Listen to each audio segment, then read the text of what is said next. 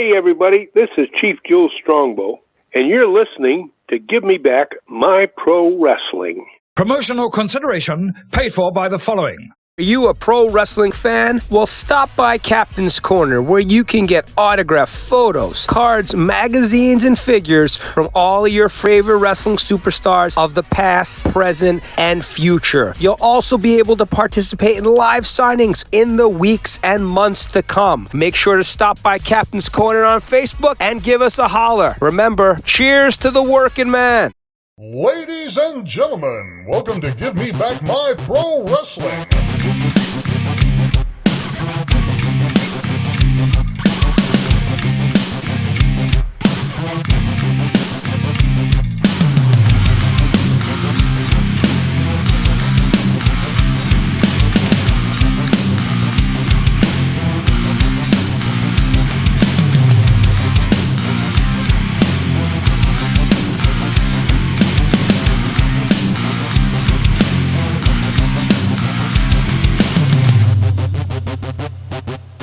For those who don't know, now you know, baby. This is Hot Rod Biggs, Jared, Jimmy Street. We're going to take them to the limit one more time, baby, right here on Give Me Back My Pro Wrestling.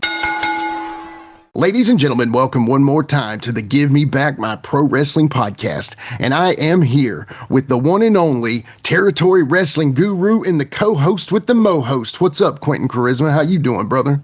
I'm doing good. What's going on, Jimmy? Man, just living the dream, doing the thing. You know what it is, man. Oh, yeah. How's things going in Bowling Green today, brother? It's rainy, gloomy. Yeah. Not too bad. Okay, not too bad. Yeah, not too bad. Yeah.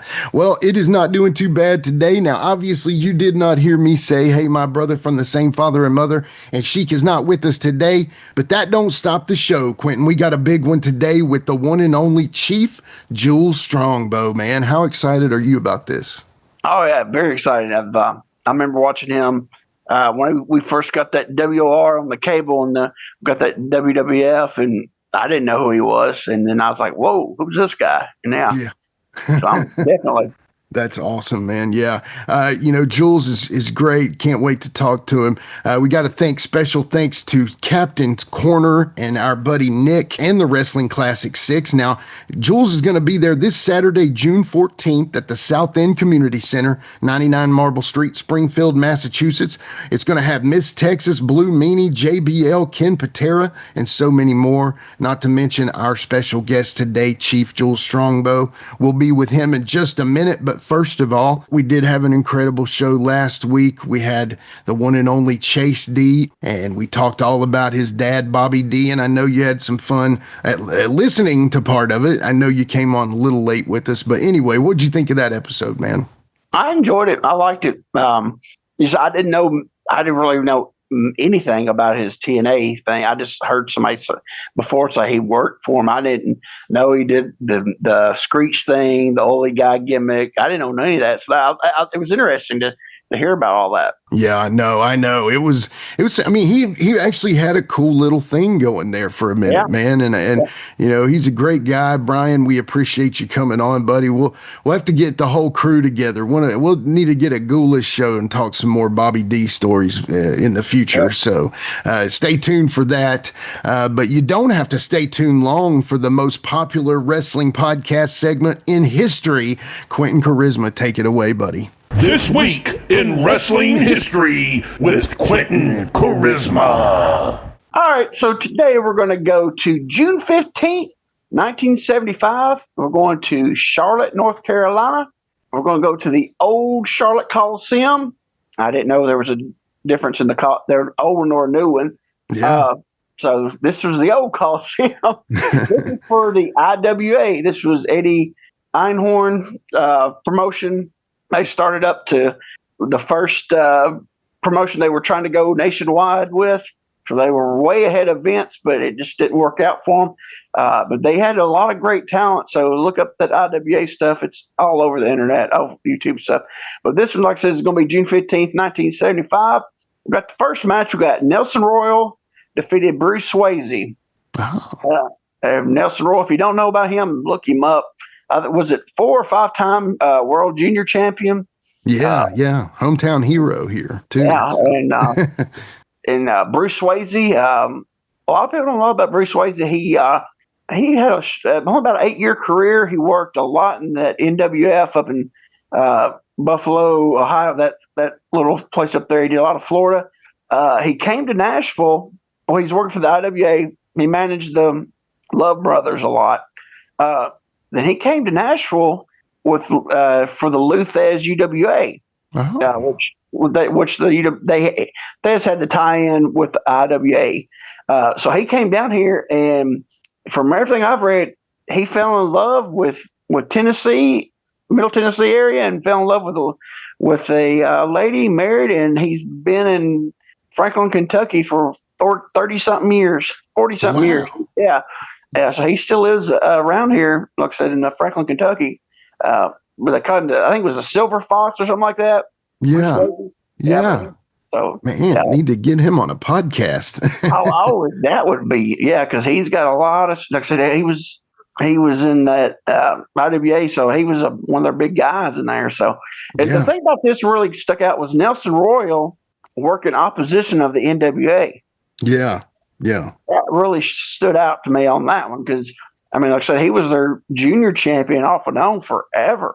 So, yeah, for sure. That really stuck out. So, okay, we're going to go to the second match. It's going to be Dick Steinborn beat Joe Turco. Okay, Dick Steinborn, he worked over 20 years, Florida. His dad was Milo Steinborn, who owned some of the Florida. Actually, he owned Orlando in the Florida office. Okay. Orlando was his town. Steinborn worked. He just worked everywhere. He was a journeyman. He worked everywhere. I don't like to talk bad of the dead, but he's been known to have some shady dealings with in the locker room and stuff like that. And he actually was when Jarrett and Fuller bought out Gulas. He was Jarrett Fuller's booker. Over Nashville, when they first took over Gulas, when they bought Gulas out in '80, he was their booker. Okay, the Joe Turco guy, he was really a journeyman. Over 20 years in the business, I mean, he worked everywhere. So I mean, it just gonna say 20-year journeyman. That's all I could say because he just worked everywhere. So yeah. So then we go to the third match. We have the Love Brothers beat Luis Martinez and Dino Bravo. Well, we talked last week about I think it was Hartford Love. Right. So we got both Love Brothers in this one. Like I said last week, they were mainstays for the IWA. They were they were the tag team. And then we talked about Luis Martinez a bunch because he was in the UWA with Thez. Yeah. I know he's been on several different cards on here. I did, and then of course Dino Bravo. I'm sure everybody remembers him from his days in the late '80s, mid-late '80s WWF. Oh yeah, for sure. Yeah, and Canadian strongman, right? Yeah, and he has an episode on Dark Side of the Ring. It's really good because he got into some really, really bad stuff at the end of his life. Basically, if you didn't watch the Dark Side of the Ring, check out that was really good for sure. So then we go to the fourth match. It's Eric the Red beat Ron Hill. We've talked about Eric the Red a bunch of times. He's the one that got massive. I loved his gimmick, man. If you ever see go look at some footage from the IWA, and he was at UWA Thez too, but he got killed in Florida. He got hit by the car. He was a massive man. Now Ron Hill, I've heard the name. I've seen the name. I know nothing about it. I just know that I've seen his name a lot of times. So I looked it up. He was a journeyman. Worked a lot of the East Coast. He worked for over 25 years. Did a lot. He worked for Gunkel and Gunkel on that split off.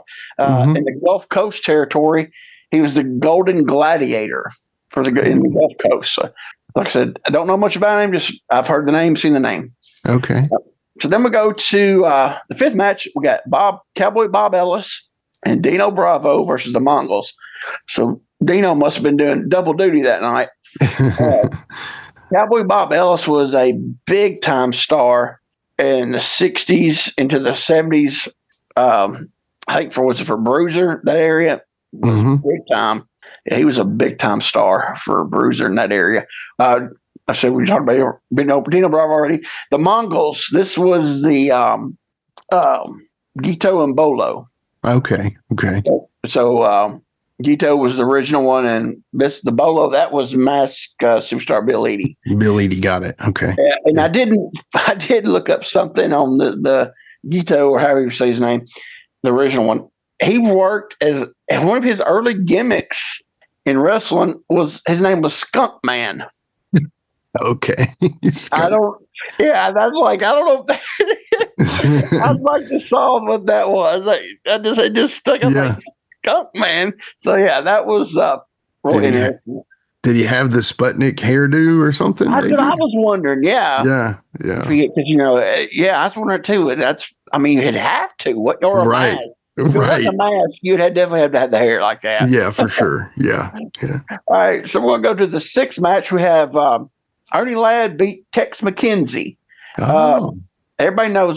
Surely everybody knows Ernie Ladd and Jimmy Powell's dad. I'm just kidding. One of the best big men, and one of the first real big, big men that was really agile. Yeah. So, and then we got Tex McKenzie. Now this one, because Tex McKenzie was, I think, like 6'7", 6'8". Wow. So this was two really tall, and but Tex McKenzie was really thin. Yeah, and that's who I meant was Jimmy Powell's dad, not Ernie Ladd. Let's not get that started. Yeah. When you said that, I was like, okay, he's thinking, sorry. But Tex McKenzie, he worked everywhere. Like I said, he was a Sheik guy he worked tons for the Sheik.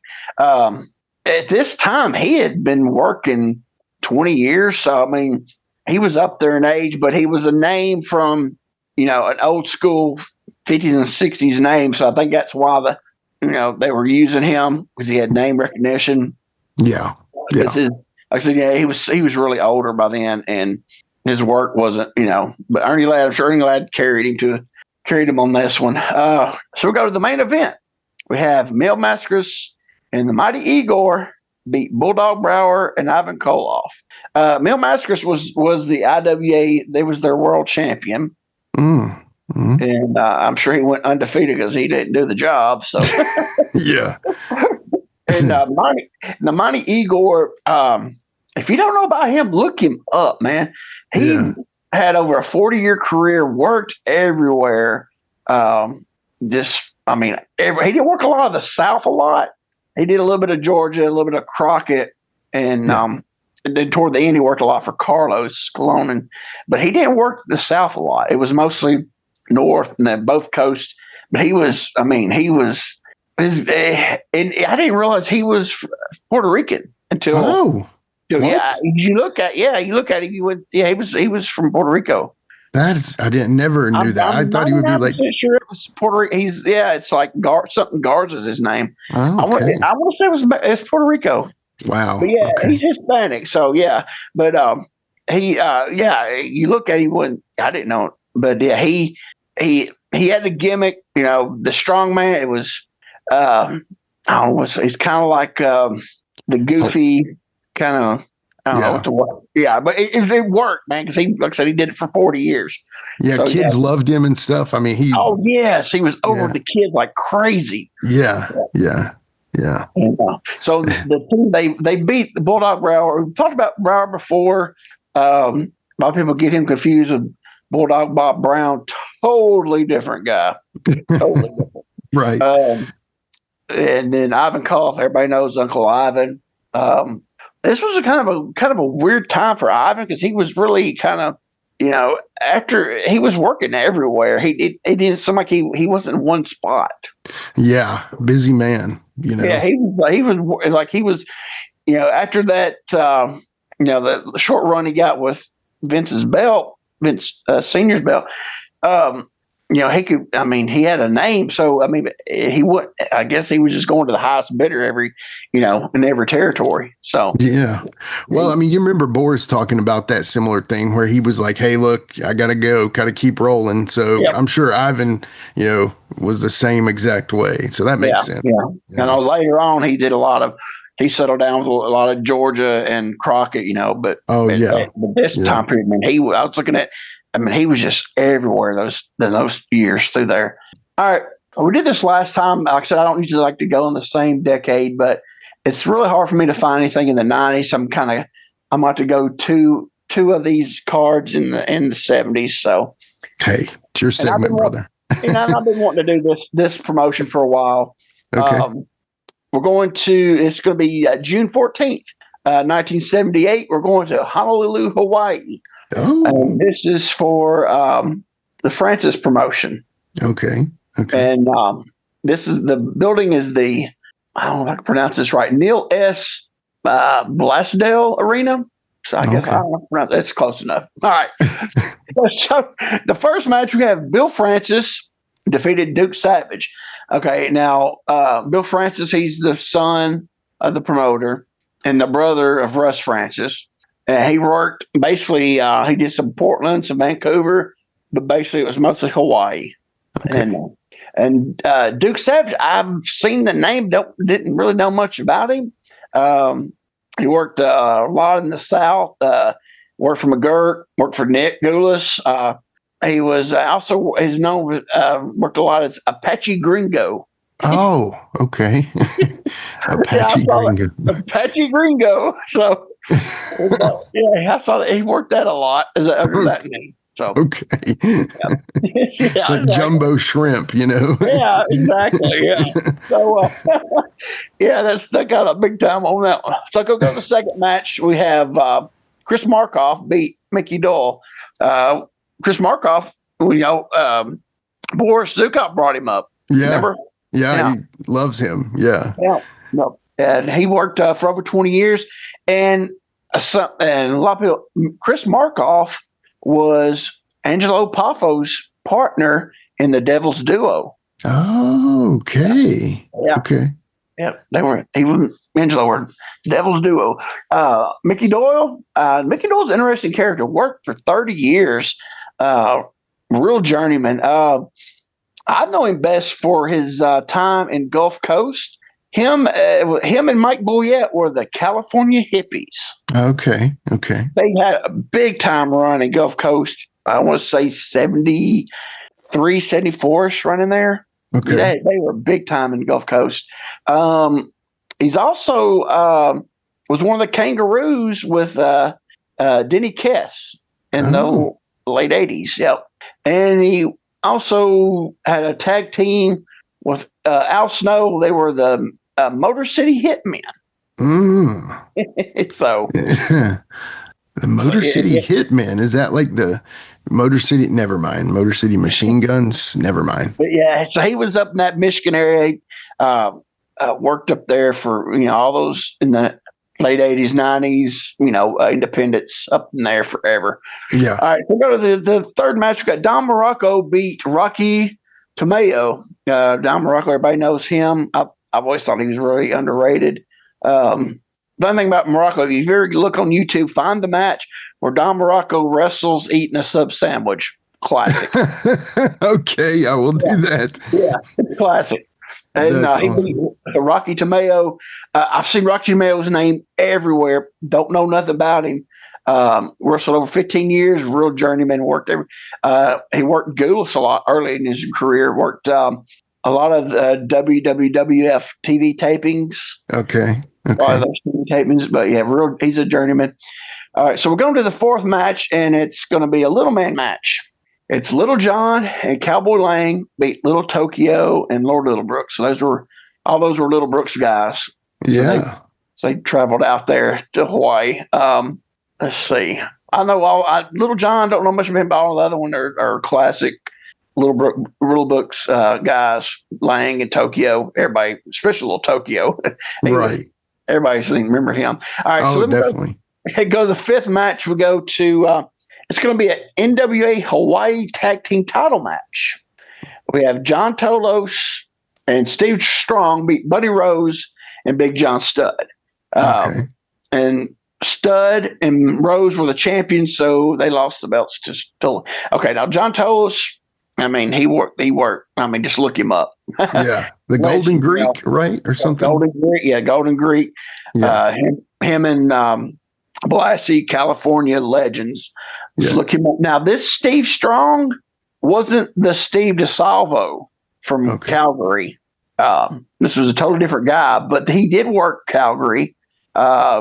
He worked Crockett he had a good little run at Crockett in 75, 76, worked world class, but a lot of people say Steve Strong, they think it's Steve DeSalvo, but that's like about a 15-year difference in those guys. Gotcha. And I didn't know it, yeah. So, and then we go to the main event. It's an AWA world title match.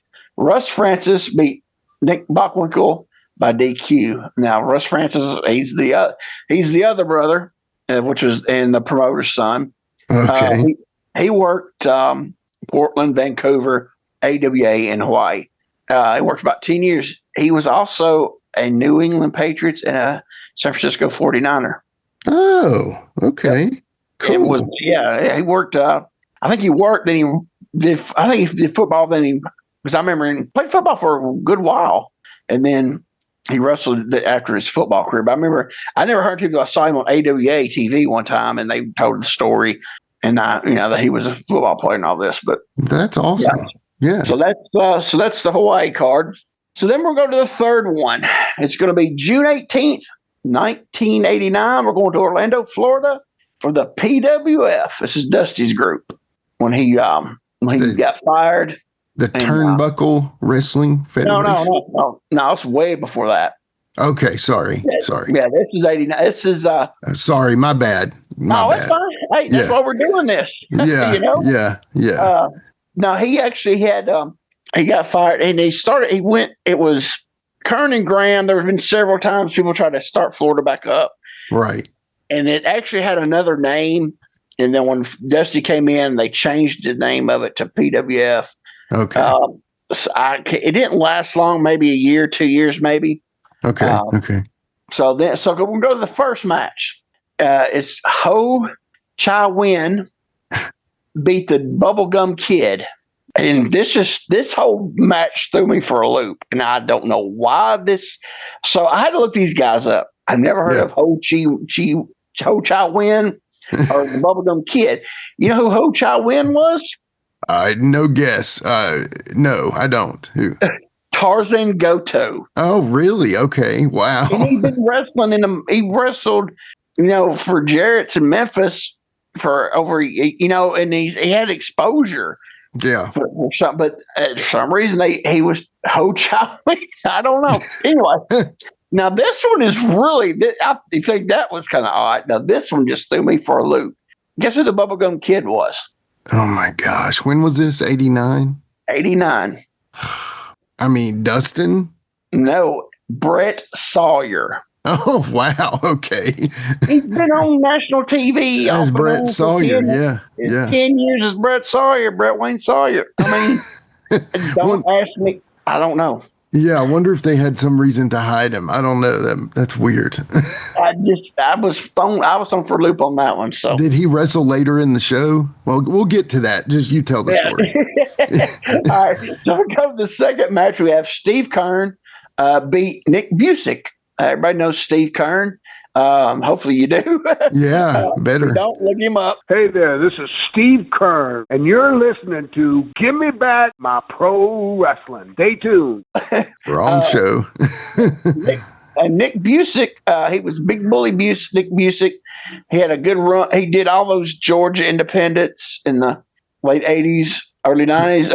Worked for Global, GWF and Global. He was there. And then he had a little short run in WWF. Oh, yeah. Okay. He had the big cigar and everything. Yeah, of course. Harvey Whippleman maybe was his manager. I think so. Yeah, I think so. Yeah. He had a little run there in the early 90s. Well, cool little gimmick, It wasn't much, but it was cool, Something. It would have been really big in the 70s.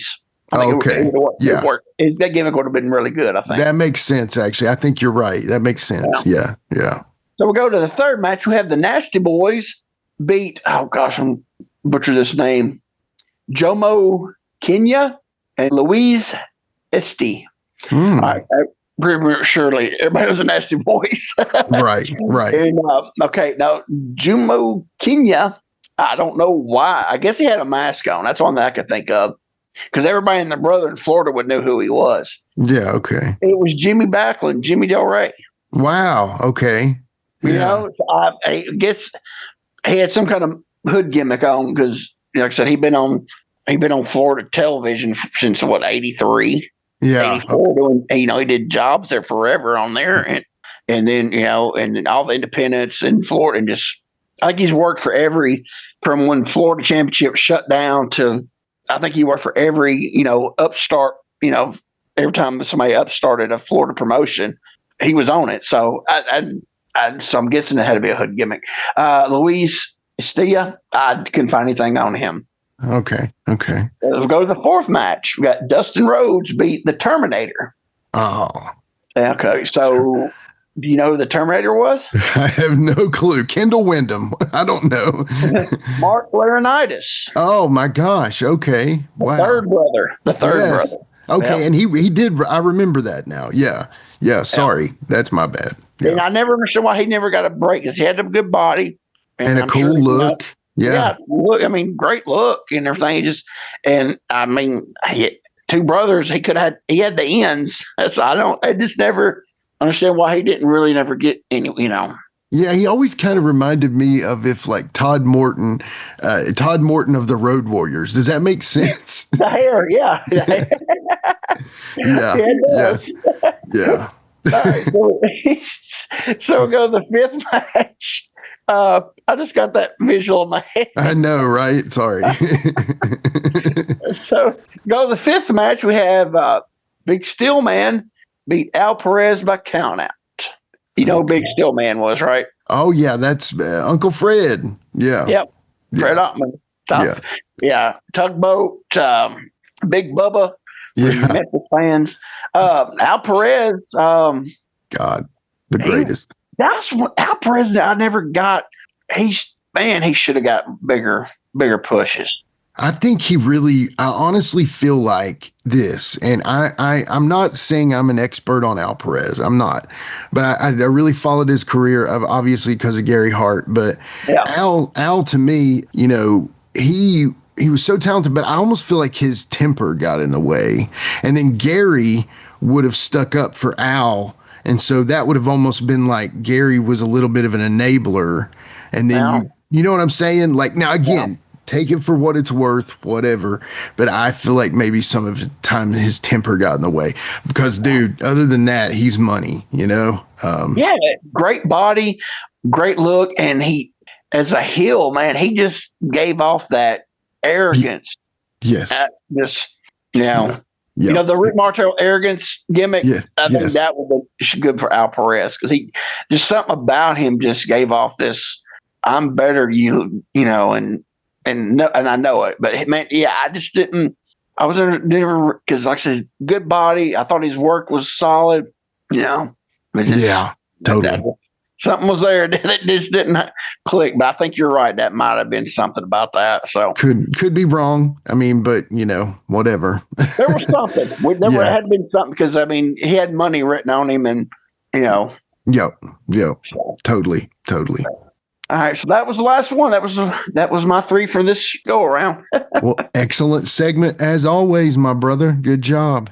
All right, and this has been This Week in Wrestling History with Quinton Quarisma. Oh, man, Quinton, excellent. As always, that was a lot of fun. I think we learned a lot today, kids.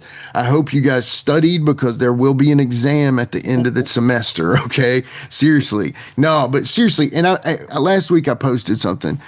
Tell us what you think of these segments that we're doing. Quinton puts a lot of work into that, and we would greatly appreciate any feedback you have because we love hearing it, man. We love that segment. So thank you, brother.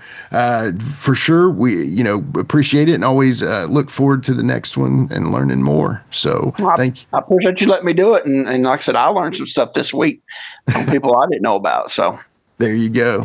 Hey, man, that's all that can ask for. Well, coming out of that, we do unfortunately have some bad news to report. As most of you probably already know, a good friend of the show, Ben Jordan, had lost his mother. We just want to send our condolences to the family and just let y'all know that we love you and we're praying for you. Yep. All right. We'll be right back with Chief Jules Strongbow on Give Me Back My Pro Wrestling. This is Kroll, and you're listening to Give Me Back My Pro Wrestling with Jimmy Street and Jarrett the Plastic Sheik. Be sure to like, subscribe, and view all of our USWO and Saw Wrestling content at Nashville Wrestling Network, exclusively on YouTube.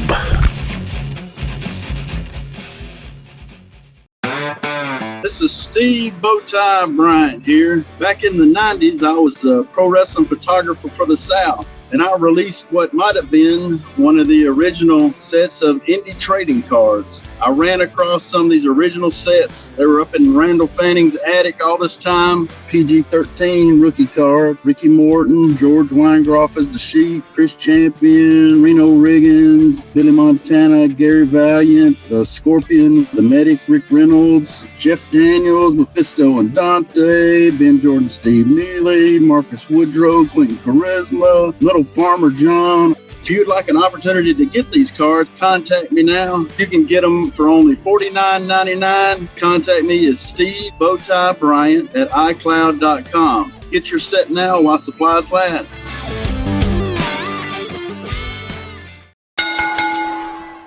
All right, we are back with more from the Give Me Back My Pro Wrestling podcast. And first of all, Quinton, man, I know we've been excited about this one today. You know, this is a true legend of professional wrestling, the one and only Chief Jules Strongbow. Jules, thank you for coming on the show today, sir. How are you today? A real pleasure. I'm not doing too bad, but my allergies. We got muggy weather here, rainy crap. I'm sorry to hear that. Yesterday was beautiful. Today this afternoon started with the rain and the humidity. Yeah. Messes everything up. Yeah, I have those troubles myself. So, one thing that is not troubling, though, on Saturday, June 14th, you are going to be at the South End Community Center on 99 Marble Street in Springfield with our buddy Captain's Corner for the Wrestling Classic 6. And you're actually going to do a happy hour signing with him and everything. Stars such as Miss Texas, Blue Meanie, JBL, Ken Patera, and, of course, our guest today, the one and only Chief Jules Strongbow. How excited are you to go to Springfield and see all your fans up there? Well, let me put it this way. When I talked to Nick probably, a month ago, 2 months ago, he said, "Are you ready to come home?" And I went, "What?" He said, "You haven't been to New England in quite some time for any kind of appearances." I said, "Yeah, that's right."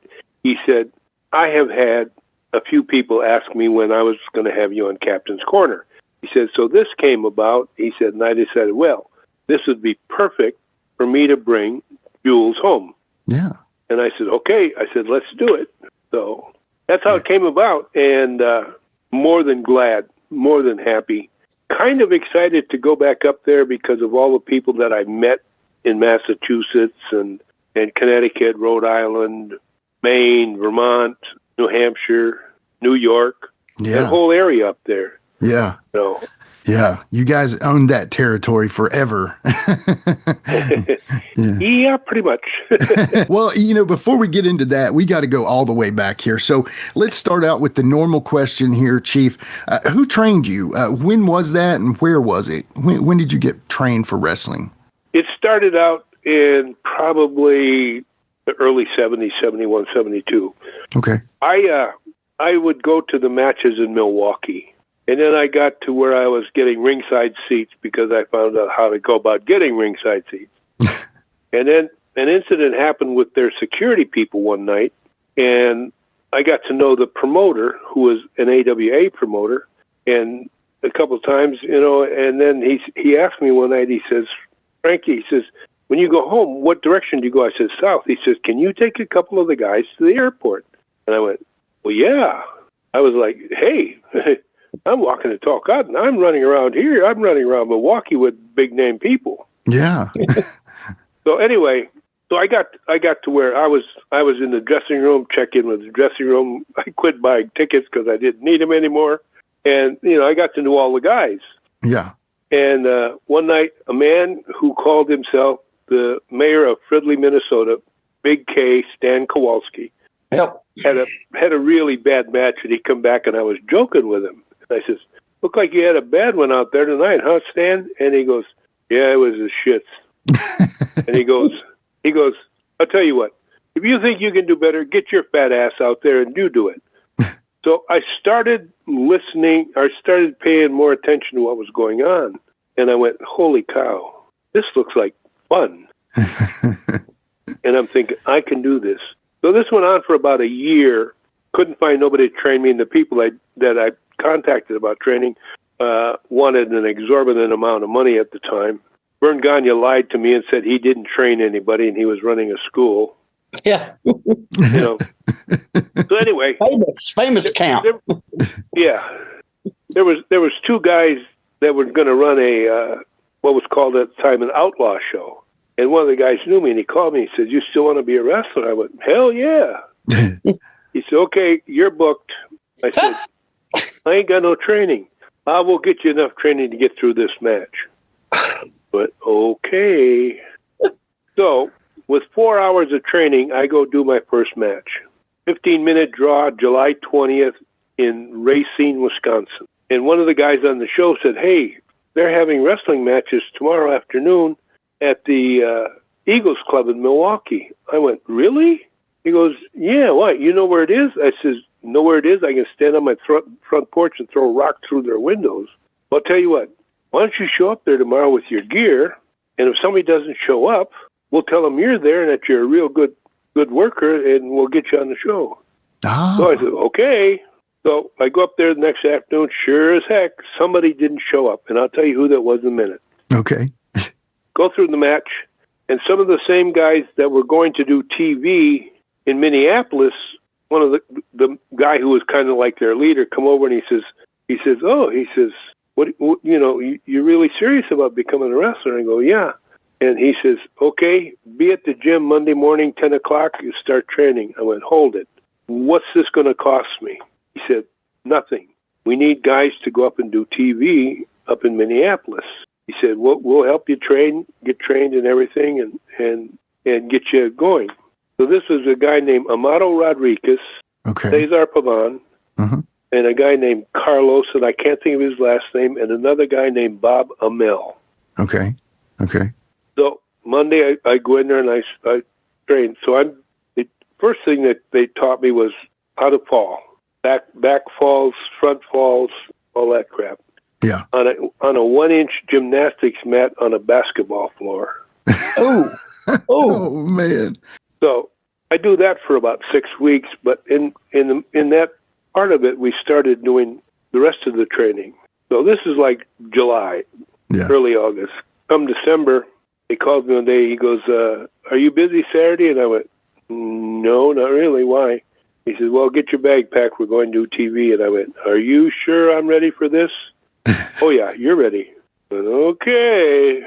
So that's how it all started. Okay. I get up to TV. Vern Gagne says, yeah, I remember the name. I wrote you a letter and told you to stay out of the business. Don't get in. He says, why didn't you listen to me? I said, because I wanted to be a wrestler. He went, okay. So he goes, you're going to go a 2-fall match with Red Bastien. Oh, man. The man of 1,000 holes. Oh, I'm sorry. I'm sorry. I'm going to go.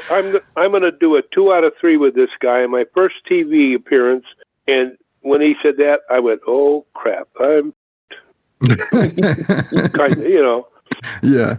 And so I get in there and I work the 2 falls, put Bastien over. I come out and I see Red Bastien go to Vern, and I could actually hear Vern say, "How was the kid?" And I couldn't hear what Red said because they both turned their backs to me. Oh, man. And Vern walked off, and Red turned around, and he gave me a thumbs up. Oh, cool. Wow. And it went, was that okay? And he goes, yeah. You did damn good for somebody first time on TV. And I went, okay. So anyway, that's the initial start of the whole thing. That's awesome. Going back to the Eagles Club, the guy that didn't show up was a dude named Playboy Buddy Rose. Oh, wow. Holy cow. Freshman. Yeah. Didn't show up. So Okay. I took his place. Now, I find out in Milwaukee there's 3 or 4 other guys besides this Puerto Rican group that are all in and around Milwaukee, trying to be in the business. So I started training with them. I started training with the Puerto Rican guys, and somebody got a storefront where we could put the ring up in there. They'd done that. And there were times when I would be in the ring with those guys changing off 3 and 4 hours at a time. Mm. And then I change out too, but we were training probably 3 or 4 nights a week, this whole group I was with. Okay. Wow. Gotcha. Okay. Then I started going to TV more and more often, and then my 2 principal mentors in the business took over, and that's where the real training began. The seasoning. And it was, you're very well versed in the technical, the mechanical bit of wrestling. Now we're gonna go through everything you do as much as we can, and we're gonna sharpen everything up. That's Those awesome. 2 guys were Nick Bockwinkel and Ray Stevens. Gee whiz. Those are the 2 to do it. Yeah. So anyway, then I started really paying attention to what was going on. Those were my 2 main trainers, mentors, whatever you want to call them. I call them the next thing to the holy grail of wrestling, Seriously. Yeah. Yeah. But then I keep getting little tips here and there. Do this. Don't do that. That don't look good. Don't do that. You can't do that like that. No. From everybody in the territory. Yeah. From Vern Gagne on down. Larry Hennig, Billy Robinson, The Crusher, Baron von Raschke, who else? Everybody that was there at the time. Yeah. Yeah. I am getting trained by all of these, the biggest names in the business. Oh, to the point where if Nick and I were on the same card, he would come out and watch my match. Holy, that's huge. Yeah. When I got back to the dressing room, it was come over here, sit down. Let's go over this match. Move by move, step by step through the entire match, we would go over what I had done. Yeah. Gee whiz. Wow. Ray was the same way. The other guys would stop by, don't, do this, blah, blah, blah, blah, blah. Everybody was training me in that territory. Yeah. Everybody. That's Anyway, that's how it started. Yeah. I was just having a ball. I was, that was the most fun job I ever had. No doubt. I got it. So you were working with AWA. So was you taking any of the Outlaw bookings in between those AWA dates, or were you just only doing AWA dates the first couple of years? Let me. There was a couple of Outlaw shows that ran like in Milwaukee, and I quit doing that after about 6 months. Okay. Now the reason I quit doing that is because I started getting phone calls. Well, mainly from the AWA office. And it was, hey, Frankie, can you make TV in St. Louis this Sunday? Can you go to Kansas City for 2 days, Saturday and Sunday, and then come home? Can you go to Indianapolis and work for Bruiser to do TV down there? Yeah. So I'm at a point where I'm doing something almost every weekend someplace. Yes, you don't need the Outlaws then. You didn't need them. No. You're getting more. I was in the Army Reserve at the same time. So Gotcha. At least one Saturday out of a month, I can't do anything. One weekend, I can't do anything. Thank you for your So service. we were going to go to summer camp at Fort Gordon, Georgia. So I called the office. I called Wally Carbo, who was Vern Gagne's partner. I said, I got to go to Georgia for summer camp for the reserves. Can you call the Atlanta office and see if they need somebody to do TV? I'll go do TV while I'm down there. And, I just wanted to pick up the extra money. I wasn't thinking about, I'm going down there, but I'm not going down there just to pick up the extra money. This is kind of like showing them what I'm capable of doing. Right. So I work my TV match with Ole Anderson, come back, dressing room, and he goes, "Hell of a show, bro." He says, "You done a hell of a match with me out there." I says, "I'm just trying." So he goes, Can you go to Columbus this afternoon to do Columbus TV tonight?" So I'm going, well, I got to find a ride. So I go down to Columbus TV. I do the Columbus TV, and the promoter down there was a guy named Fred Miller. And I get back to the dressing room, and he told my opponent, he said, "Listen, he made you look like a piece of garbage out there." He said, "I had to fire you and hire him in your place." The guy he was talking to was Tony Atlas. Oh, wow. Oh my God. Wow. Man. So that is a brief show of how things progressed over about 4 or 5 years. Yeah. Well, part of those 4 or 5 years, on March 2nd of 75, you got to work Harley race in St. Louis at the Chase. What do you remember about doing that? It was one of the most fun things I ever done. Yeah. Yeah. I bet. I was scared shitless, but it was one of the most fun matches I ever had. So much fun, to the effect that after that, there was a show in Fort Scott, Kansas, and I was the main event wrestling for Harley Race's World Championship title. Wow. And I went, when they told me what was going to happen, I went, okay, what's the reason? We think you can draw money with Harley. So Fort Scott, Kansas was not a big attendance show. Yeah.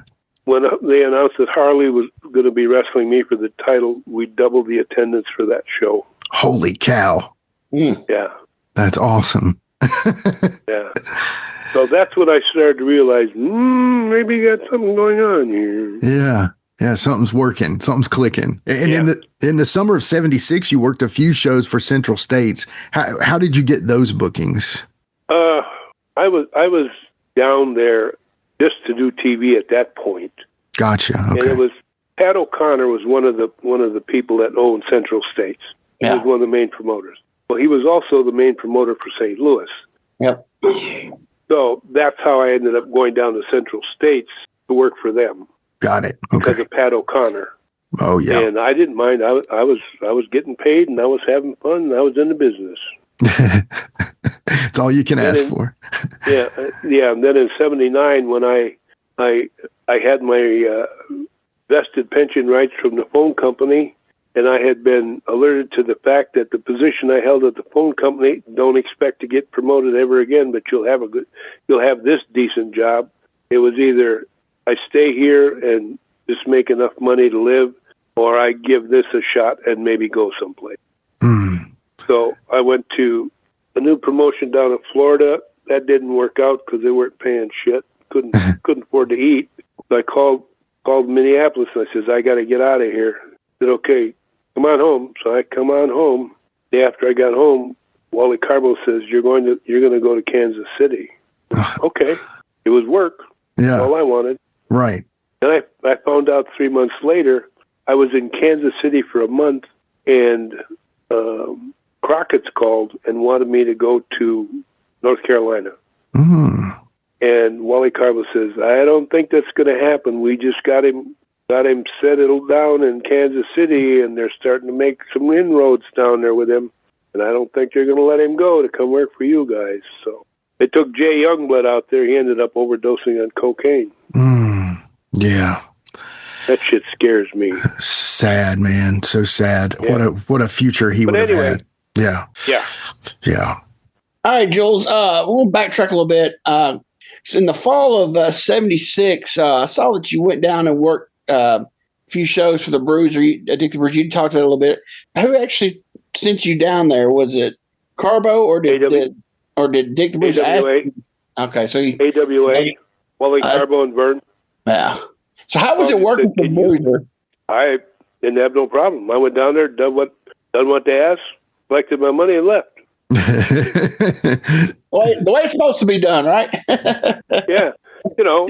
Man hired me to do a job. I went down there, done the job, done the work he wanted, picked up my paycheck, and left. There you go. The upshot of that thing was he called me back again to come back down and do TV. I went down there to do TV. They called me back to go to do TV. Now that, to me, says something happened good, that they want me to come back and do more TV for them. So I'm doing okay. Oh yeah, Definitely. Yep. All right. So when I was looking through the history of some of the matches in your match listings, it's I saw that in April 28th, 1979, it has that as your last match for the AWA. So yep. you were there off and on for almost 6 years. I mean that's a long run. What was the reason for you for finally getting out of there? What was the final reason for you to leave that territory? I just number one, I needed to get out. Number two, it was time to switch the talent. Yeah. So they were, and I was not a full-time. I was never full-time at AWA. Yeah. So I'm like the number one fill-in guy when we got somebody that's not going to be there for a reason. So I'm the first guy that we got to switch the talent on. Gotcha. And they were switching talent, and that's when I left. So I went to Kansas City in 79. Yeah. Then later in 79, I went to California. And then even later in 79, you go on a 15-day tour of Japan, right? And you actually worked for All Japan in their Real World Tag League. And this is awesome, I think, because I love this guy. You tagged with Wahoo McDaniel. How did you get that booking, and how was it working with Wahoo, man? Okay. I was working in Kansas City. Yeah. And you and I would have to sit down and talk about this because it's a real long story about what happened. Okay. So anyway, because of Pat O'Connor and because of me doing TV at the Chase, I got to be known, unbeknownst to me, by people like Dory Funk, Terry Funk, the Sheik, Abdullah, Wahoo. So when in 79 they came around for the tag team tournament, and they wanted me and Wahoo to tag for their tournament. So Pat come to me and he goes, "You got a passport?" I went, "Why?" He goes, "Frankie," he goes, "you don't have a passport. You got to get a passport." I said, "Why?" I said, "That's money that I got to spend if I don't need to spend if I don't have to." Right. He says, "You're going to Japan for 2 weeks with Wahoo as his tag team partner." I went, "Oh, okay. Better get a passport." I guess I better get a passport. What's really funny is like on a Monday I sent all the paperwork off to at the time I could send it to New Orleans, and the State Department would get you a passport out of New Orleans. So I spent on a Monday I send it out. The following Monday my passport is back. Pat O'Connor goes to me, "Frankie, your passport, you got it back already?" I go, "Yeah, why?" I said, he says, "Normally the guys get a passport. They're like 2 months." I went, "Oh." I said, "Well, I'll let you know a little secret, Pat." He goes, "What?" I said, "I've got a top secret security clearance." He goes, "You what?" I said, I got a top secret security clearance from the government. So when it flagged that I was getting a passport, my name automatically flags everybody. They hurry up and process everything so they can find out if I'm going to run off and be a spy for somebody else or I'm passing information or whatever. He goes, "Holy shit." So anyway, that's the way it went. Yeah. And that's how I ended up going to Japan. And about a week before I left, Pat comes to me and said, "Hey, Frankie, can you do an extra 5 days and go to Korea for their promoter over there and do 3 shows?" Wow. I said, "More money?" He goes, "Yeah." He goes, "Yeah, it's more money to go over there." I went, "Hell yeah. Let's do it." So I spent 2 weeks in Japan and a week in 5 days in Korea. Oh, wow. Man. That is awesome. While I'm over here. But working with the guys in Japan was an absolute ball. That's awesome. With Wahoo as a tag team partner, because Wahoo had a tendency to be kind of wild and crazy most of the time. Until he got over there, and then he had to quiet down. Yeah. Yeah. Okay. Yeah. And I found out that a lot of the Japanese guys didn't like working with him. Oh, really? He had a tendency to be too rough with them. Oh my gosh! And they're the ones that beat people up. Oh, yeah, I was gonna say, how could I was like, that's like the other way around. They're usually the ones that are stiff and snug and on everything they do. Now, let me clarify something. Okay. They're that way with they're that way with the other Japanese wrestlers. Oh, okay. If you go over there and you work with them, they're not like that. And I found it out because we were at a tag match in Tokyo, and I was in the ring and selling, and it came time for me to try and get to Wahoo to tag out. And the one Japanese guy, he goes, "You stay ring." I went, "What?" He goes, "You stay ring." Why? And I asked him in Japanese. I went, "Doshiteo," and he goes, "Wafu hit too hard. You stay ring." Oh gosh, I didn't like them big old chops Wahoo did. I went, "Holy shit!"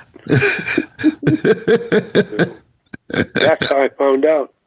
Yeah. You go over there and you work instead of trying to be a bully. They're going to work with you. Okay. So I took it like that. That makes sense.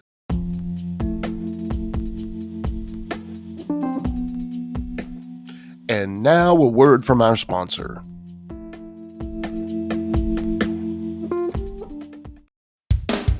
CHW is continuing the legacy of historic professional wrestling in Tennessee with monthly events at the Armory in Ashland City. CHW owner Mike Green has made it his mission to present the best pro wrestling shows in the Nashville area, and he has been delivering the goods. CHW Wrestling combines all the elements that Tennessee wrestling fans have come to expect. Action, suspense, athleticism, reality, stories, surprises, and excitement, all delivered by the finest professional wrestlers this state has to offer. Follow CHW Pro Wrestling on Facebook for the latest news, announcements, and show dates. And subscribe to Championship Productions on YouTube to see past events like the Ashland City Rumble and the Valentine's Massacre. Fun for the whole family with delicious and affordable concessions on site. Witness the action and excitement of CHW in Ashland City at the Armory. Family Wars, Love and Hate, Championship Gold. A CHW event is everything you're looking for in a night of live entertainment. When you got back to the States in January of 80, you started working for Gene LaBelle's NWA Hollywood, and it looks like you spent a lot of the year there. How did you get that job? Tell us about Gene. I love stories about Gene LaBelle. Okay, I'm in Kansas City. I'm working in Kansas City, and the guy they brought in was kind of a bigot. Oh, okay. Not like non-white people. Oh. So he started getting rid of the non-white talent in Kansas City. Because he was the booker. Yeah. So they asked me, said, "We got you booked to go work in I think it was Fresno." But okay, because they were trying to reach out. So I get out to Fresno, and Chavo Guerrero was the booker. He goes, "Frankie," he says, "you think we could keep you out here?" And I said, "Why?" He says, "We like you. We like your work." I said, "You have to talk to Kansas City." I said, "Because I'm due back there on Monday." So he calls Kansas City, and they said, "Yeah, he can stay there. Just make sure you take care of him." So Mike LaBelle was the boss man, him and Gene. Yeah. And their mother was the real boss. Okay. And I stayed out there. They put the NWA World Tag Team Championship on me and Terry Orndorff. Okay. As recognized by the Hollywood Wrestling Office. Okay. And we won those belts from Terry and Dory in the Olympic Auditorium. Wow. That's amazing. So it got to be, we were doing pretty good out there, and then we lost the belts. Then a little bit later, I won them back, me, and I think it was Al Madrill. Okay. Who is, in my book, one of the best workers you're going to find anywhere. I believe that. Yeah. He doesn't get the credit he deserves. For sure. No. Highly underrated. No. Way highly, grossly underrated. Yeah. And then from there, I'm sitting New Year's day. I was living in a hotel in downtown L.A., a real class hotel. They gave me a rate of $70 a week. Wow. You know, and I'm sitting there watching the parade, the Rose Bowl parade on my TV. My phone rings. Mike LaBelle. And he goes, "What are you doing?" I said, "I'm just watching the Rose Bowl parade." He goes, "Listen, get a pencil and paper." I went, "Okay, what's up?" I thought he was going to give me some bookings or have me do an appearance or something. He said, "Write this phone number down." I said, "Okay." So I write the phone number down, and I says, "Who am I calling?" He says, "When you hang up from me, you dial this number right away." He said, "The man on the other end is Vince McMahon Sr. He wants to talk to you." Oh, my goodness. I went, "What?" He said, "Yeah, Vince McMahon Sr. wants to talk to you."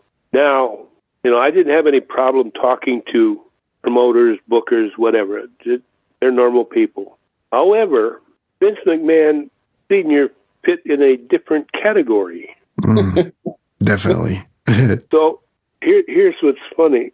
I said, "Okay." He said, "And call me back when you get done talking to him so I know what's going on." I went, "Okay, Mike, not a problem." Hang up talking to Mike. I dialed the phone. The phone rang once. The man picked up the phone at the other end and said, "Hey, Frankie, how's it going?" I pulled the phone away from my ear and looked at it. And I said, "I'm fine, sir." I said, "I got a call from Michael Bell that I'm supposed to call you." He goes, "Yep." He says, "I need to talk to you." He says, "I'm going to bring you to New York." I went, "Okay." He goes, "Don't go getting all nervous and scared and stuff." He says, "We're 2 years down the road, maybe 3. He said, "But when I call you, you're going to come in here," and his exact words, he said, "I'm going to do something with you that's never been done in our business." I went, "Okay." He said, "In between time, I want to know where you are. I want to know how much you're being paid, if they're taking care of you." And he said, "Because if I don't think they're doing it right, I will do something about it." Wow. He said, I want you to come in here." He says, I just got rid of an Indian, and I don't want that son of a bitch in my territory ever again." Jeez Louise. He says, "I hate that piece of crap." And I went, "Okay." I said, "I'll keep in touch." He said, every 5 to 6 weeks, I want a phone call from you. I want to know what exactly is going on. I want to know where you are, what you're doing. Then when the time comes, he said, I'm gonna bring you in here, and like I told you, we're gonna do something that's never been done before in this business. Well, there you go. Yes, sir. To use your words, yes, sir. Sorry about that. So I called Mike LaBelle back, and I told him what Vince Sr. had said. He said, "All right." So evidently, somebody somewhere along the line kept pushing my name everywhere I went. Yeah. And that's a lot of times what you need is somebody who's backing you when you don't even know it. That's, Yeah. That's huge. Then I find out later on that everybody that worked in the AWA office, every time they would go someplace, they would push my name. Wow. Everybody. That's awesome. Yeah. That's a sign of doing good business. It got to a point where Byrd and Wally called Wahoo in, and they told Wahoo, they said, "We want you to team up with Frankie." And Wahoo goes, "No, I don't team up with nobody. I work single. That's it." Yeah. And Byrd says, "We're going to make you the world champions, and then we're going to start sending you all over the country and out of the country too." Wahoo wouldn't go for it. He said, "You will start traveling first class. You will fly everywhere you go. You don't pay for nothing. You just collect your money at the end of the day or the end of the week, and you go home. That's all you got to do. Do business. Wahoo wouldn't go for it. Wow. So in January 31st, I left California and went to Oklahoma. Yeah. Yeah. McGurk. Yeah. Then they hired George Scott as a booker. Brought in Jimmy Snuka, Swede Hansen, bunch of guys. Yep. So when the new booker came, when George Scott came in, I went to him at a show one day. A week after he got there, I went, "Can I talk to you for a minute?" He goes, "Yeah, come on in." I said, "I'd just like to get clarified with you. Do I need to, you want me to start looking for another place to go, or do you want me to stay here? Or what can I look forward to? I said, with a change in bosses, I said, I would like to kind of know what my position is. He looks at me, he goes, Frankie, you ain't going nowhere. This was in 80, October of 1980. He says, you ain't going nowhere. He said, you're the base of everything that's happening here. I wasn't paying attention, I just go do my job. Right. Wow. Didn't pay attention to the fact that when I come in there, the attendance at shows started increasing, So anyway, started working with Jimmy Snuka. Yeah. We were selling out everything but the Kiel Auditorium in St. Louis. Wow. How stiff was that splash? Never had it. Really? Okay. Nope, never took it. Yeah. Okay. We almost started a riot in Oklahoma City. Okay. Now we're talking. We're at the Armory in Oklahoma City, National Guard Armory in Oklahoma City. There's about 6,000 people in the building. You couldn't find standing room in the toilet there. So we're working it, and he's got me down, beating the crap out of me. All of a sudden, in my my right ear, I hear, "Brother, you need to get up off your ass." I didn't answer him. I didn't make any move. I open one eye and I look at the crowd, and I'm thinking, "I got you, mother. That's what I want you. Now I'm going to play with you." Yeah. So I made a little comeback and shut it down. And I'm laying there, and he's beating on me, and I hear in my ear, "Oh, you need to get up and make a comeback. Oh, you need to make a comeback. You need to get up." So I raised one finger, and I dropped it, and I went right back to what I was doing. The next thing I hear, "You better get off your ass, because these people are starting to climb on the ring to come in here and get you out of here." I looked up, and people were reaching for the ropes to come into the ring. They were going to say... So I finished the match right then and there, because we were about 10 seconds away from a full-blown riot.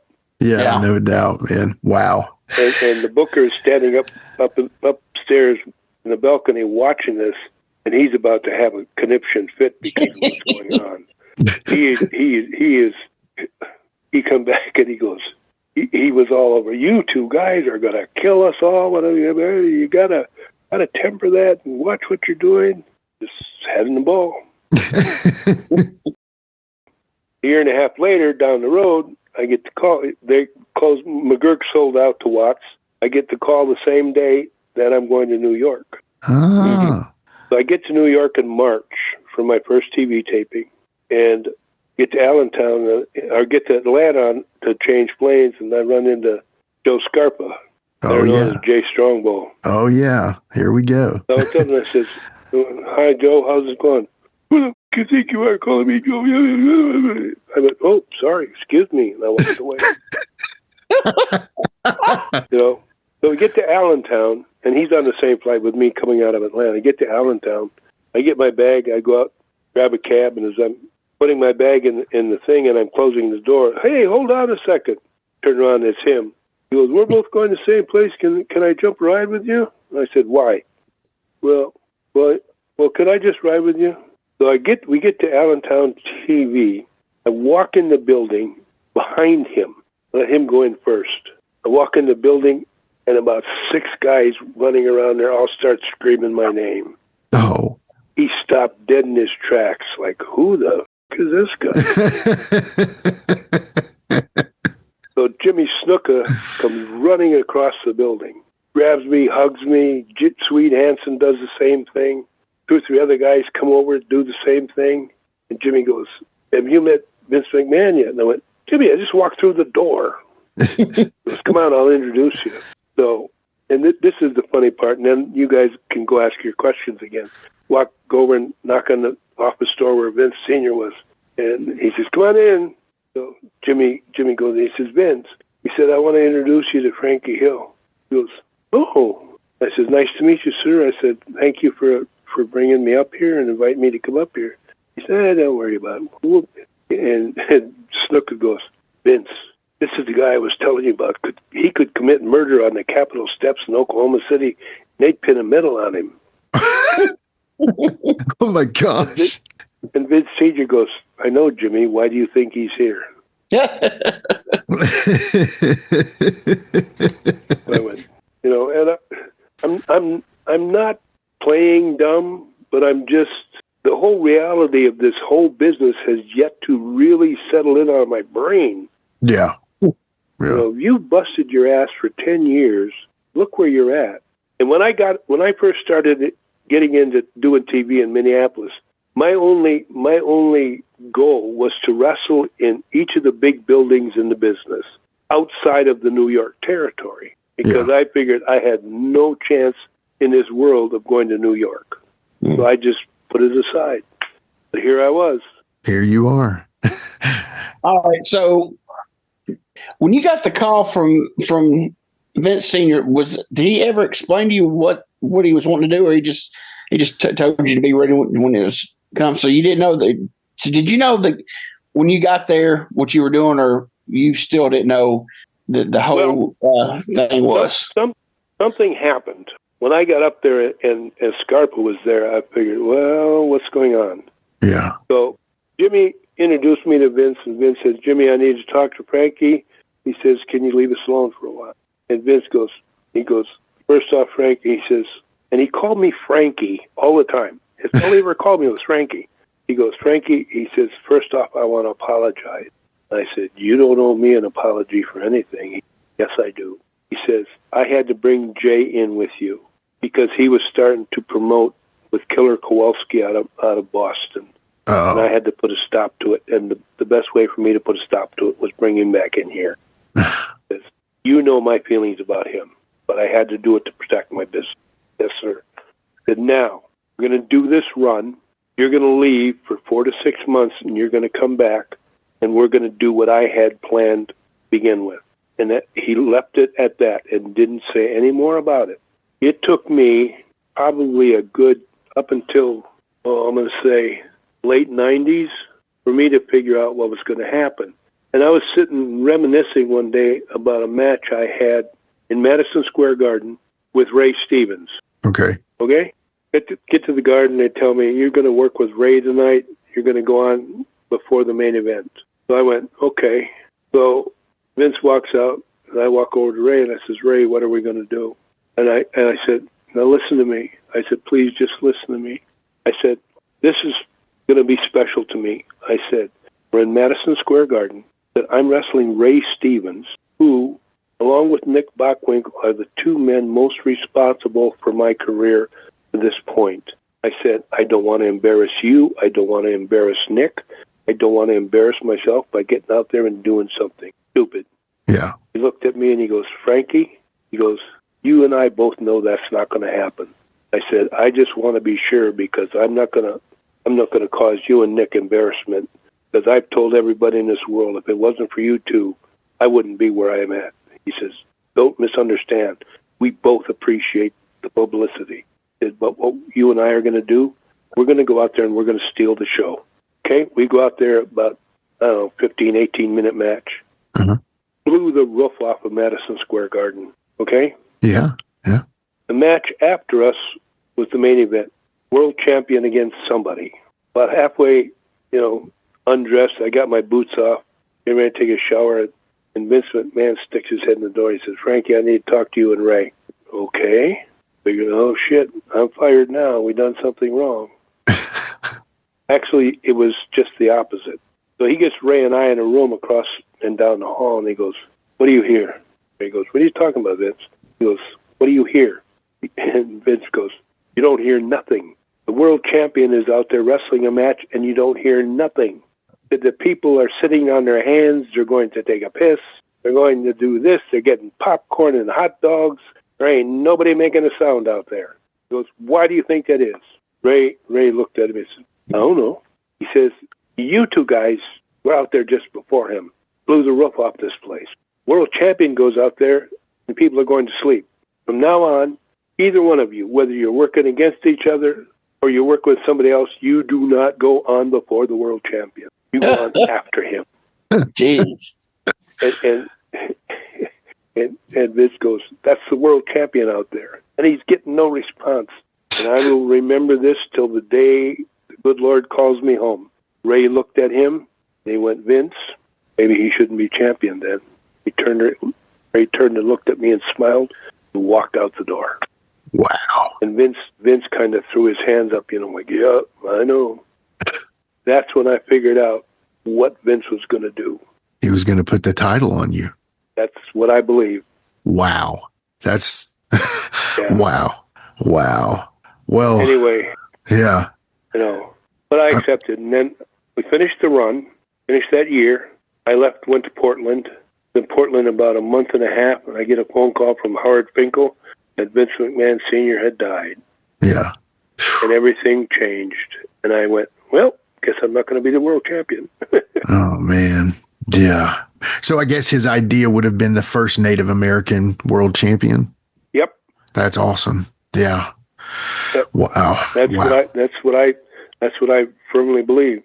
Yeah. And then I sit and I look back. He gave me a call 2 years before I came in here. The only time I heard him do anything like that, he'd done the same thing to Backlund. He called him 2 years ahead of time and told him he was going to bring him in and put the strap on him. And later I was talking to Ted DiBiase down in Amarillo, and I just asked, how's it going? He says, I'm getting ready to go to New York. 6 weeks later, he was in New York. Not 2 years. So when I look back and I start remembering all this stuff, I went, yeah, holy wow. Yeah, no doubt. I mean, you had, when in that run with Jay, you had Fuji and Saito. You won the titles from them. You had the Samoans. I mean, the tag teams you guys got to work, were just incredible. Yep. How was it working those legendary tag teams? Absolutely the most fun I've ever had. Yeah. Yeah. Yeah. It just in pro wrestling, you get to a point where you know exactly what you're doing. Yeah. You become, as some of the guys would say, you become a polished wrestler. Right. Right. Because you can almost go in there without doing anything, and you know exactly what's going to happen. When you get to that point, then if it was fun before, multiply that by about 10. Yeah. Right. And it gets even more fun. Yeah, no doubt. First off, Jules, it's been an absolute honor to have you on the show. And obviously, we could talk hours more, and you're so gracious for the time that you've given us. Yeah. The main important reason that you came here today is to talk about the Wrestling Classic 6 on Saturday, June 14th, South End Community Center, 99 Marble Street, Springfield, Massachusetts, with Captain's Corner and my buddy Captain. So what you got to have pictures there? Are you going to have the headdress that people can take a photo with you in the headdress kind of thing? Well, let me put it to you this way. The two headdresses I have left, I have to find them. Okay. Because after my last call, I put them away, and I don't remember where I put them. So I've been looking for them, and I think I got to call them. I'm going to have one of them with me when I get there. Yeah. And okay. The one I'm going to take is probably the oldest one. Is the one I know for a fact that I wore in the garden. Wow. That's amazing. That's amazing. Yeah. And it's beat up, everything else, like me, But I will have one of them there. I'm going to, take pictures, sign autographs, working with Nick Massey, the captain. He's the best. He's a great friend. And the Cabana Boys. Oh, yeah. The captain and the Cabana Boys. When I go out to the East Coast to work, I work so far with Nick Massey, a guy by the name of Ken Palvidente, and Eric Sims. Great, all three. Yeah, absolutely. Yeah. KNS WrestleFest, great stuff. Eric Sims, top notch. Everybody who works for him says amazing things. Yeah, absolutely. Yeah. So I threw him off balance last time I was out there for Eric. We were at it was a Holiday Inn at the airport at Newark. And we went to eat supper, right? Yeah. So we eat, and I grabbed the check, and I paid the check. And he goes, what'd you do that for? And I says, took care of me. I'm just saying, I'm going to pay for supper. Well, you're the first one that's ever done that. I said, what's the problem? You're the only guy that's ever bought me supper.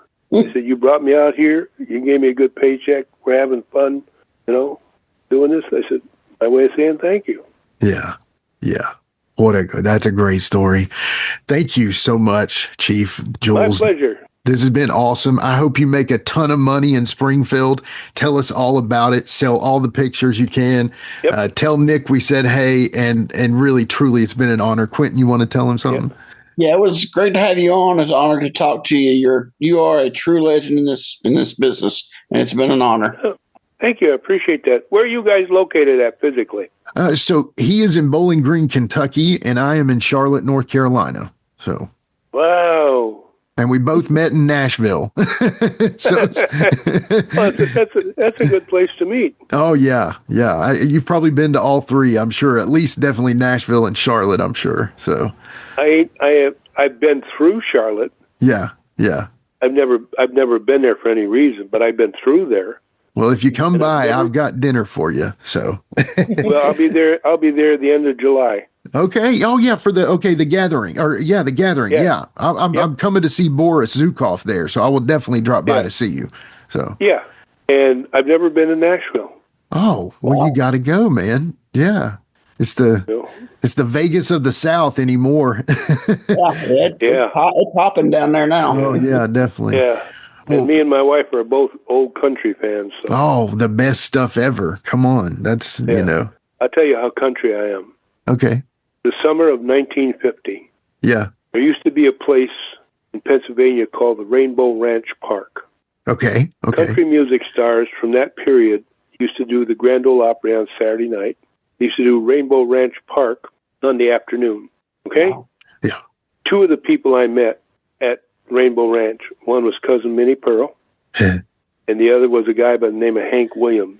Oh, wow. I was 4 years old. Holy cow. That's a memory you'll never lose. Nope, I will not. And Minnie Pearl asked my mother and dad if she could take me home with her. That's awesome. Oh, my dad looked at her and he smiled and she goes, "What?" He goes, "About 3 days, you'll bring her back." Oh, well, there is no better way to end the show than that story. Thank you so much, Jules. It's been a true honor. Have a great night. Okay, take care. Yep, you too. Thank you, See you sir. later. Bye. All right, that was Chief Jules Strongbow. We'll be right back to wrap things up with the Territory Wrestling Guru on Give Me Back My Pro Wrestling. Hey everybody, Gene Jackson here, inviting you to check out the Retro Wrestling Review, where each week I'm joined by some great co-hosts who help me review classic episodes of USWA Championship Wrestling, and right now we are doing week-by-week reviews of 1993. But we don't just do reviews, sometimes we get a chance to interview some of the people who were there and lived it, plus do watch-alongs. It's a lot of fun, so check out new episodes that drop every Wednesday at WrestleCopia.com, and to find links to everything associated to the podcast, you can go to uswapodcast.com. That's right, it's the talk of Middle Tennessee, the channel you love to hate and the channel you hate to love. It's Brian Turner from Brian Turner's VHS Rehab. And if you're looking for matches from Wolfie D to Jerry Lawler to Dusty Rhodes and the team that put a pimp before your eyes and a goatee between your thighs, Booty Call and Athena, go to lostwrestling.com. See, I made it easy for you. Brian Turner's VHS Rehab. Booyah. Hi, this is Mike Needham, host of the Reckless Abandon podcast with Mike Needham. We invite you to jump on your favorite podcast platform and search for the Reckless Abandon podcast and give us a listen.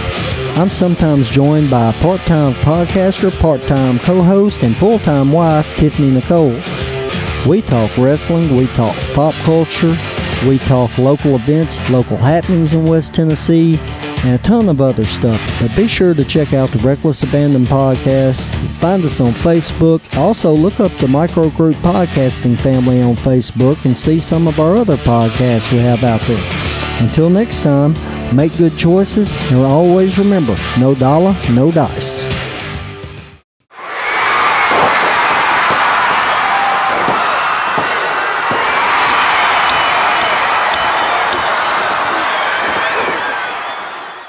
Oh, Quinton, one more time. What an awesome interview that was with Jules, bro. Wow. What'd you think? I loved it. It was good. Just him talking about, his early career and the way he started he got in the wrestling business was crazy. I know. And then your first match, you're going there with a legend. It's like, I probably would have picked my bag up and walked out the door. I'd have been so scared. I know. And then 2 out of 3 falls on TV. Oh my gosh. I know, man. I know. And the cool thing to me, I love that story. First of all, I did not know how disliked Chief J. Strongbow was up there. I didn't know that. I've heard stories, but you don't really know until somebody you don't always hear it on all these, interviews through the years, where everybody slams him. But when you hear it from somebody that you never hear talk about it, it's like, okay, it's there. Yeah. And what's interesting to me is, you don't always think about the I guess friendly fire of when the Vince turnover happened from Vince Sr. to Vince Jr.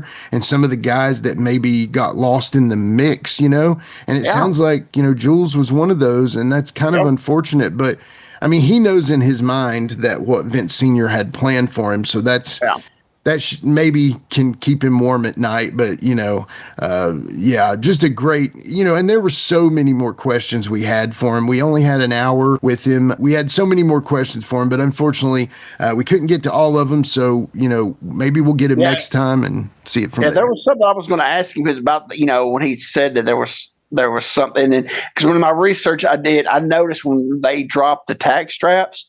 Yeah, man, he worked like, I want to say at least 8 intercontinental title matches with Morocco. Wow. So you could tell they were building up something, because he went straight from the tag and then it just went into the intercontinental scene. I was like, whoa, Yeah. So they were building something for sure, man. Yeah. Yep.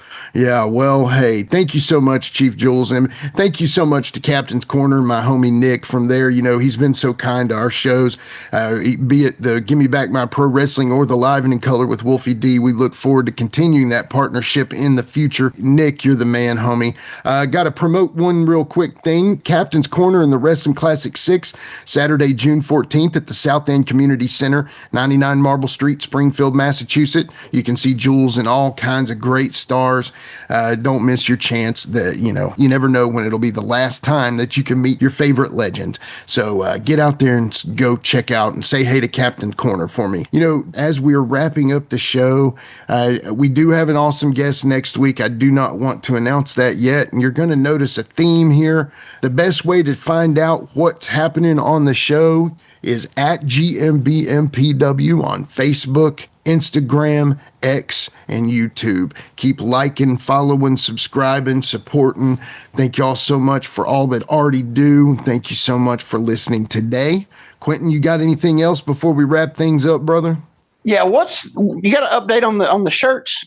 Oh, yeah. So obviously Jared was on the WWE TV. Go on to Pro Wrestling Tees and get your Give Me Back My Pro Wrestling t-shirt today, y'all. We got them for $18.99. That's $1 cheaper than most anybody else and $5 cheaper than AEW. So y'all go support us if you can. Greatly appreciate it. I'd love to see everybody wearing a Give Me Back My Pro Wrestling t-shirt. I want to give a special shout out to one of our listeners, Charlie Sword. Charlie, you're the man. I saw you picked up one of the Give Me Back My Pro Wrestling vintage t-shirts. When you get that t-shirt in the mail, go ahead and send us a picture, man. We'll post it in the group.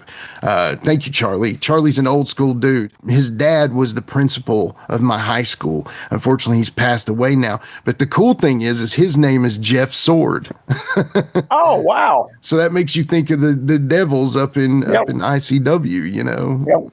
Doug Vines and Jeff Sword. And what's cool is anytime anybody posts anything with his dad's name on it, he always comments. But Mr. Sword, honestly, was the best principal ever. He was great. So rest in peace to him as well. Charlie, thank you, buddy. But yeah, that's all I got. Quinton, if that's all you got, thank you for the t-shirt love. So for Chief Jules Strongbow, the Territory Wrestling Guru, Quinton Quarisma, and myself, this has been Give Me Back My Pro Wrestling.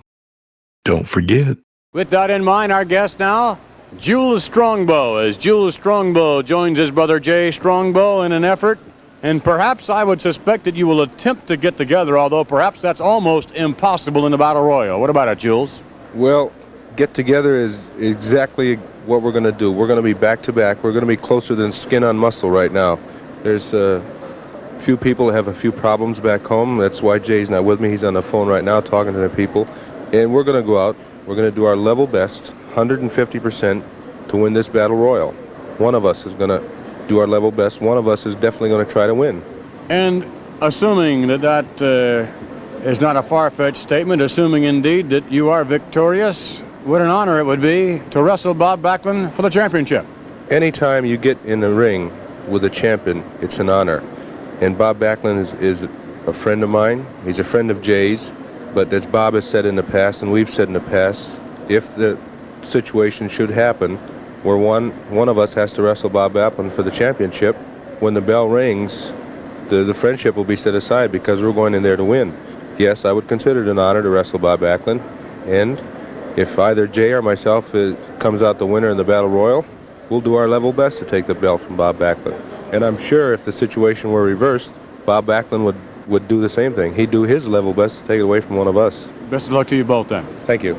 With a tear in my eye, this is the greatest moment in my life.